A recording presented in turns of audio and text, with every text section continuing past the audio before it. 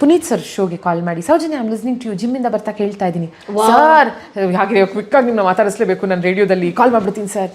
ಹೌದಾ, ಸರಿ ಸರಿ, ಅವ್ರನ್ನ ಆನ್ಲೈನ್ ಹಾಕಿ ಮತ್ತು ಅವ್ರಿಗೊಂದು ಹಾರ್ಟ್ ಡೆಡಿಕೇಟ್ ಮಾಡಿ, ಇವೆಲ್ಲ ನಾನು ಮರೆಯೋಕ್ಕೆ ಆಗಲ್ಲ. ಒಂದ್ಸಲ ನಾನು ಅದೇ ಹೇಳ್ತೀನಲ್ಲ, ಶೋ ಹೋಸ್ಟ್ ಮಾಡ್ತಿದ್ದೆ, ಫೋನ್ ಹಿಂಗೆ ಇತ್ತು, ನೋಡ್ತೀನಿ ಪುನೀತ್ ರಾಜ್ಕುಮಾರ್ ಕಾಲಿಂಗ್ ಅಂತ ನಾನು ಫೋನ್ ಕೈ ಎತ್ಕೊಂಡವಳು ಡ್ರಾಪ್, ಇವ್ರು ಯಾಕೆ ಸಡನ್ನಾಗಿ ನಂಗೆ ಕಾಲ್ ಮಾಡ್ತಿದ್ದಾರೆ, ಅಥವಾ ಯಾರು ಇವಾಗ ಸೆಲೆಬ್ಸ್ ಎಲ್ಲ ನಂಬರ್ಸ್ ಚೇಂಜ್ ಮಾಡ್ತಿರ್ತಾರೆ, ಹೌದು, ಯಾರ ಕೈಗೂ ಹೋಗಿ ಆ ನಂಬರಿಂದ ಏನಾರು ಬರ್ತಿದ್ಯಾ ಅಂತ ಪಿಕ್ ಮಾಡಿದ್ರೆ, ಸೌಜನ್ಯ ಒಂದು ವಿಡಿಯೋ ನೋಡಿದೆ, ನನ್ನ ಮಕ್ಕಳು ಯುವರತ್ನ ನೋಡ್ಕೊಂಬಂದು ಅದ್ರ ಬಗ್ಗೆ ಎಲ್ಲ ಹೇಳಿದರು, ಯುವ ಹಾಡೆಲ್ಲ, ಮಾತಾಡ್ಬೋದಾ ನಿಮ್ಮ ಮಕ್ಳ ಹತ್ರ? He need not do that.